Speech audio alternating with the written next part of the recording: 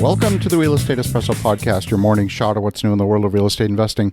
I'm your host, Victor Menasce. This is the weekend edition, and we have a very special show for you today. Coming to you live from the Molly Pitcher Inn in Red Bank, New Jersey, we have a great guest. He's a dear friend. Welcome to the show, Eric Weiss. Thank you, Victor. Well, great to have you here. Now, Eric, we've known each other, my entire life, and we're going to talk about hospitality today, a world that's gone through so much change. But before we do, maybe give a little bit of your backstory and how you got to this point in your journey. How many hours do we have, Victor? Not that long. I know. It's hard to consolidate. It all started when I was 16 years old. My father was fortunate enough to have a patient. He was a dentist, as you know. Had a patient that was the vice president of the National Maritime Union. So at the age of 16, every summer, every holiday, I would ship out on the SS United States or the SS Independence or the SS Constitution somewhere in the world, and that was the beginning. When I graduated college, I moved to France, which was my dream at the age of 21, lived there for the next almost 10 years.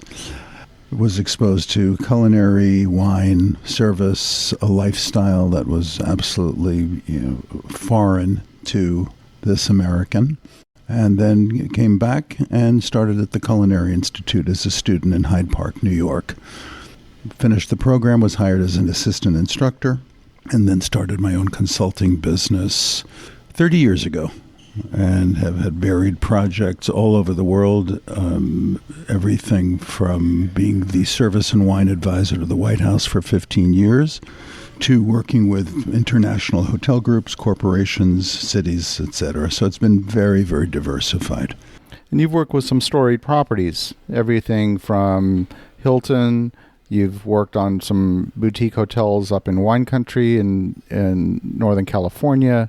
You've worked with hotels in France, Portugal, Israel, and I know I'm missing a whole bunch. Japan, Thailand, Argentina, Caribbean, whatever. My work has taken me Russia several times, and St. Petersburg and Moscow, all over the world. So one of the things that you focus on is the service aspect. And boy, there's so many threads we can talk about. Let's start with that, because the hospitality industry has been in some ways decimated by the COVID-19 pandemic. It is trying to emerge from that with so many people having exited the industry. And the folks that are working in the industry are not necessarily the best folks. They're the folks who are available and willing to work. And that's changed the character of food and beverage in particular, and hospitality in general. What are your thoughts? How does the industry emerge from this? I'm not sure that there's one solution, Victor. Everyone in the hospitality, everyone worldwide is looking for potential solutions in terms of how to re-engage individuals to come back to the hospitality business or to re-energize those people that are already in it, because there's no question the world has changed, and the world of hospitality has, you used the word decimated, it's suffered tremendously. It's the number one challenge for all hospitality venues throughout the world. Absolutely, and we see it. I mean, even the hotel we're staying at here today, it's a wonderful boutique property, and for the caliber of hotel that it is, some people are a perfect fit for this product offering, and then there's others that maybe are not. And you can see it, it's very obvious. So the owners clearly have to be struggling with how to staff each of the key roles in this magnificent property. When you are talking to some of the 5-star properties in the world, whether it's Six Senses or Belmond or someone like that, how do they approach it? Do they grow their staff? How does that all work? Well, the visionary and strategic operators realize that they've got to do something, again, to re-energize, re-motivate the people that they already have working for them, as well as bringing people in from the outside to then make them feel valued for the property. And there's definitely a major lack of qualified people. And I think the smart ones also understand that skills can be taught. Right. Heart cannot. And the willingness to serve in the highest sense of the word, the willingness to help is really what's crucial in terms of hiring people. Once they have that quality, the other skills can be taught. So you're saying hire for heart. Hire for heart, hire for attributes because skills can be taught. Absolutely. It's kind of the Starbucks philosophy of hiring. You can teach anyone to make a cappuccino, but if they don't like people, if they're not polite, if they're not personable, they can't teach you that. Totally agree. It's not rocket science. Exactly. Now, you've taken this to another level where you also curate events that are very innovative. You have a long history in the world of wine, having represented some of the elite French wines from the Bordeaux region here in the United States. And you've done things like wine, food, and music pairings, and wine, food, music, and dance pairings. And wine, music, food, dance, and film. And hopefully in the next 6 months, I'll be doing fashion, food, wine, music, and dance with Neiman Marcus.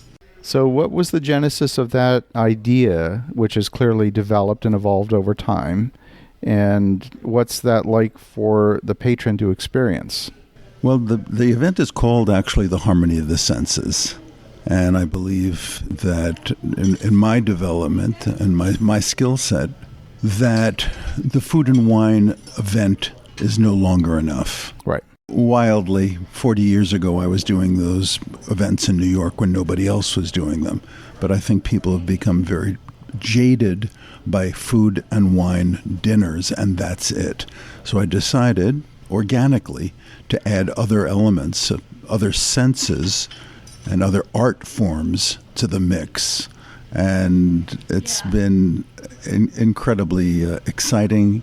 People can relate to it much more on many levels. Everybody can relate to a film, a recognized musical piece, a painting by Matisse, Picasso, or whatever. So it's much more complete, and I think much more applicable to more people. Absolutely. Now, you continue to be involved with wine, and I got introduced to an extraordinary gentleman. You're bringing some wines from Portugal that are new to America. They're launching here in the United States for the first time. Tell us a little bit about that, because that's just a fascinating story. It is kind of an amazing story. So 3.5 years ago, I was consulting. I've consulted 25 times in Portugal and sat next to a young lady on a flight coming back, a Portuguese woman, who told me that her family was the 4th generation of a textile company in Portugal, but her father's dream was to launch 3 sparkling wines from their family estate in northern Portugal, a white, a rosé, and a red. Met the parents, really liked them. Father had me tasting the 3 wines, and 2 weeks later hired me as the consultant on the project, everything from the assisting of the designing of the labels to the pricing of the wines to the blending of the grapes to launching the wines in the United States through a series of totally, at this point, all over the United States, probably 25 small dinner events with the wines and foods, at which you were one of the honored guests as well. I was, and that was an extraordinary dinner. Now, I was a little bit of a misfit at that dinner because the other folks were hotel owners, restaurant owners, folks like that would actually be buying the wine on a large scale, maybe, hopefully, tens of thousands of cases, as I know a few have. From what I understood, the launch plan was really to target first food and beverage owners to launch the wine into the United States as opposed to necessarily the retail channel. That is correct. That is correct. What we call on-premise properties as opposed to off-premise. And that a lot of that was a strategic decision because of my own background in food and wine. And it just made more sense to actually a reverse marketing strategy to taste and familiarize the wines with people actually in the hospitality trade and influencers, movers, and shakers as a foundation for launching the wines in the States. Well, that's fascinating. And so these wines are, if you live in northern Portugal, are the sort of wines that you would find in your backyard, so to speak, but certainly not here. It was the first time I've tried a chilled sparkling red wine, which quite frankly I was prepared not to like it. Most people have been. That's true.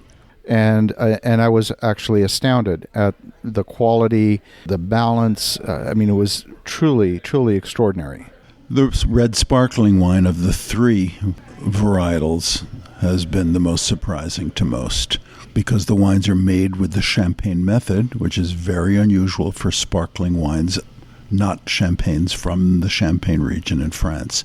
Most people were, I think, expecting it to be sweet, as most Lambruscos are, and it's been a major surprise to amateurs as well as professional tasters. This is a real estate show. We often talk to real estate investors, real estate developers that are interested in owning hotel properties, and they look at it from a numbers perspective. They look at the Excel spreadsheet. They look at ADR, average daily rate, occupancy, all of these things, and they really treat it like a piece of real estate. But in truth, these are service properties. It's a service offering that, first and foremost, that happens to sit on a real estate platform. When a hotel owner engages you, how are you able to transform that piece of real estate without changing anything from a bricks and mortar perspective into higher revenue? There's no question in my mind that many properties, whether it's a hotel or a restaurant, can offer good food, hopefully great food, but those are far and few between. But the reality is that those individuals that deliver the product is really the memorable factor. And it's been proven that restaurants or hotels with great food and unknowledgeable or surly service, as opposed to a restaurant or hotel with good food as opposed to great food, and memorable, personalized, authentic, kind, knowledgeable service, that most people will return to the establishment that has that factor going for it. So the human element, there's no question, is what people relate to most. That's very interesting, because in reality, that doesn't have to cost extra. Well, it costs in terms of hiring the people, sure. The people with heart, the people who are willing to learn, if they don't know, that are willing to learn and understand that knowledge of product is crucial now to many people. It's not just enough to say that if a guest asks where that fish comes from, it's not enough to say from the sea. Yeah. People want to know specifically which ocean, which sea it comes from, because of concerns with health, because of concerns with pollution, because of GMOs, all of those things. Right, absolutely. Knowledge of provenance. So, Eric, if a hotel owner wants to connect and wants to learn more, what's the best way? My website is www.serviceartsinc.com, where the potential viewer will see what I offer, the various things that I offer, and that really would be the best way to connect with me. Fantastic. Well, Eric, always fantastic to get together, and so special to spend this time together. For the listeners at home, definitely check out and connect with Eric at serviceartsinc.com. That's serviceartsinc.com. The link will be in the show notes. In the meantime, have an awesome rest of your weekend. Go make some great things happen. And we'll talk to you again tomorrow.